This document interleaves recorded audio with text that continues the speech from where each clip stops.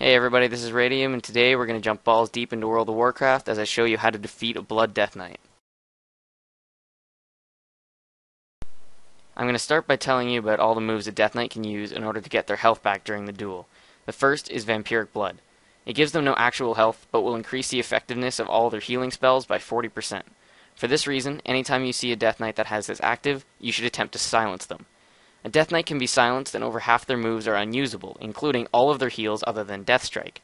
So it is incredibly effective to silence them as soon as Vampiric Blood comes up. The first actual heal that a Death Knight has is their Rune Tap. Rune Tap will heal them for 10% of their health and will take away one of their blood runes. It is an incredibly unstable move because it has a 30-second cooldown and is almost impossible to tell when an enemy Death Knight has used it. For this reason, you should completely ignore Rune Tap and focus on stopping other healing moves. The next healing move is Death Strike. I'd like to take a minute to talk about Death Strike because it's incredibly unique. Unlike any other class's healing, Death Strike involves hitting a person with a physical move and you gain back between 7 and 20% of your health based on how much damage you took over the last 7 seconds.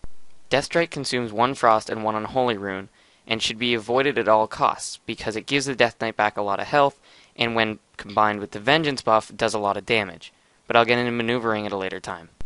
The next healing move is Death Pact. It costs 40 runic power, has a 2-minute cooldown, but returns 25% of your health. This requires a ghoul to have been summoned already, and a ghoul has a 3-minute cooldown, so you won't see Death Pact that many times in a fight. There's not a whole lot you can do about Death Pact unless you're able to kill their ghoul extremely fast, which is unlikely.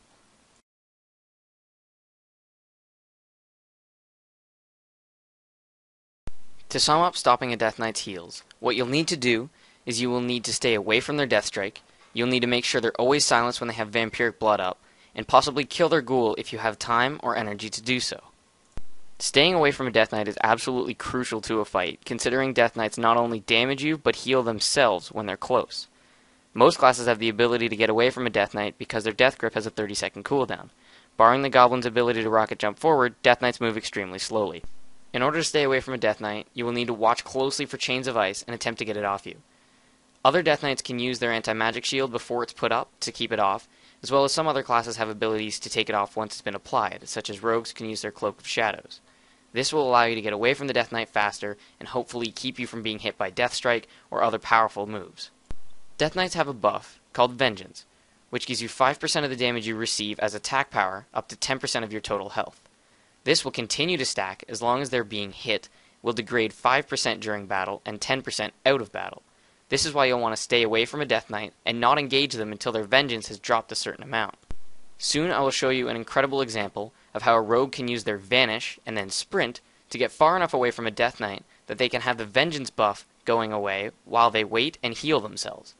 If you can pull off all these moves successfully, then you will be in a prime position to attack the Death Knight again, and the Vengeance buff should be relatively close to 0.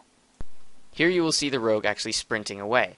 He uses a disorientation move on me because he knows I've already used my trinket on his stun and will have no way of getting out of it. Now, as you can see, my Vengeance buff starts to return to 0, and when the rogue re-engages me, I'm doing significantly less damage than I was in the first place. Whenever I am out of combat, meaning I haven't been attacked in 2 seconds, my Vengeance buff will reduce by 10% of the original total every second. Another idea is to disarm a Death Knight, which can be done by a lot of classes. Not only will this prevent you from taking damage, it will give the Death Knight less ability to heal, and the Death Knight will have to rely on their Rune Tap, which is on a 30-second cooldown. To sum up everything I've said, the best way to beat a Death Knight is to know your class well, know how to get away from them, learn when to use your silences, when to use your slowdowns, and when to escape their grasp. The most important thing I've taught you is about the Vengeance buff. You'll need to be able to identify when the Vengeance buff is getting too high, be able to get away, and know when it's down so you can re-engage the Death Knight. The Vengeance buff is a primary reason people lose to Blood Death Knights because of the overwhelming power of their Heart Strike and Death Strikes. You can follow up a 20k crit on a Death Strike with a 20k crit on a Heart Strike, which is incredibly deadly to classes that don't have as much mitigation as the Death Knight does. This has been Radium from Balls Deep Gaming. Feel free to rate, comment, and subscribe for more videos, or if you have any questions or suggestions for a future video, you can email ballsdeepgaming, don't forget the S, at hotmail.com.